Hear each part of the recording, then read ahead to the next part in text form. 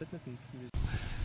Oui, ben ça fait du bien d'être revenu, là, voir les familles, voir la famille, les amis, puis profiter un petit peu du confort justement de notre maison, puis non, ça va être ressourçant.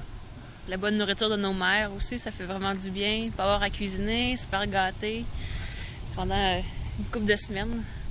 On passe vraiment vite en Bolivie. Ça l'a fait 6 mois la semaine dernière qu'on était en Bolivie. Ça l'a vraiment passé très, très, très vite. Il y a beaucoup de travail, c'est certain. Mais on en profite aussitôt qu'on a un petit peu de temps. On en profite pour sortir d'Oruro, sortir de notre région pour vraiment connaître la Bolivie, faire jouer un peu aux touristes. Mais même à l'intérieur du territoire, dans le travail que j'ai à faire, puis souvent Alain m'accompagne, on a vraiment l'occasion aussi de rencontrer des gens vraiment fascinants, des lieux incroyables aussi. Donc les jours passent très vite. Comme on parle souvent, la ponctualité en Bolivie, c'est extrêmement différent d'ici. Ils appellent ça la hora boliviana, l'heure bolivienne. Le standard est très différent du Québec. 15 minutes de retard, c'est la norme, au moins, c'est certain. Ça, c'est la ponctualité, 15 minutes de retard. Jusqu'à 1 heure, 1 heure et demie de retard, c'est raisonnable aussi. On n'a pas vraiment besoin de se plaindre parce que les gens le prendraient peut-être mal. C'est 1 heure, 1 heure et demie, c'est correct. À 2 heures de retard, là, on peut commencer à se poser des questions. Mais appeler les gens, puis c'est vraiment très flexible. Même si nous, on est en retard, les gens vont être très flexibles aussi, mais il faut vraiment apprendre à développer cette flexibilité-là aussi. Mais bon, quand on s'habitue, c'est juste en revenant au Québec, c'est un peu plus difficile. C'est pour votre travail, ça? Non, il faut juste se faire à l'idée qu'au début, les 3 premiers mois, c'est de connaître les gens, de se faire connaître, de développer le respect, de développer une relation avec les personnes.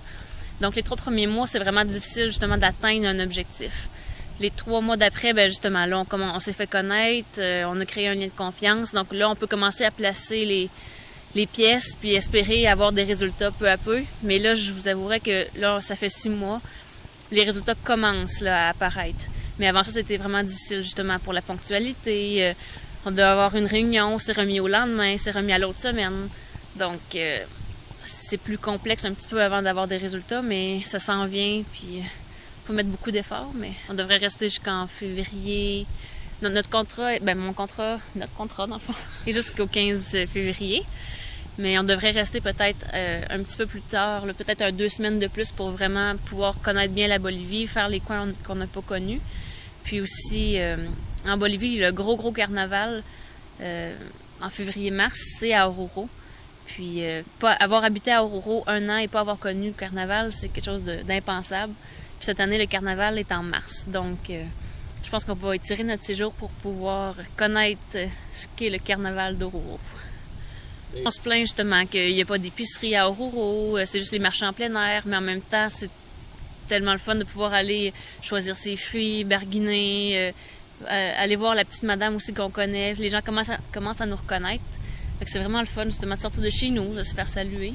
Je pense qu'une des choses aussi que la Bolivie peut apprendre à quelqu'un, c'est d'être flexible puis de savoir s'adapter parce que, c'est justement un exemple, des fois quand on va au marché, il n'y a pas toujours les produits qu'on veut, il n'y a pas... Fait que des fois, ici au Canada, on a une idée fixe de menu, par exemple, pour le souper, puis en Bolivie, ben, il faut savoir être souple. S'il n'y a pas tel produit, il faut savoir... Ça, c'est un exemple pour la nourriture, mais je pense que avec les gens aussi, puis je pense qu'on apprend à développer une certaine souplesse, à être plus compréhensif, puis dans le fond, c'est ça, c'est une capacité d'adaptation qu'on développe. Je pense que c'est un bel apprentissage. Bien, puis c'est aussi une des raisons pour laquelle on vient un peu ici en vacances. Andréane reste 2 semaines, moi je vais rester 1 mois. Justement parce que je suis aux études au doctorat en histoire et puis j'ai besoin, pour continuer mes travaux en Bolivie, j'ai besoin de plus de matériel. Donc, je vais aller visiter des archives pour amasser les documents qui me manquent là, pour poursuivre pour les 6 prochains mois. Mais ça va bien. J'ai mon bureau dans mon appartement, puis des fois, je sors aussi de temps en temps pour aller à l'extérieur pour travailler. Donc, je m'adapte aussi au style de vie bolivien.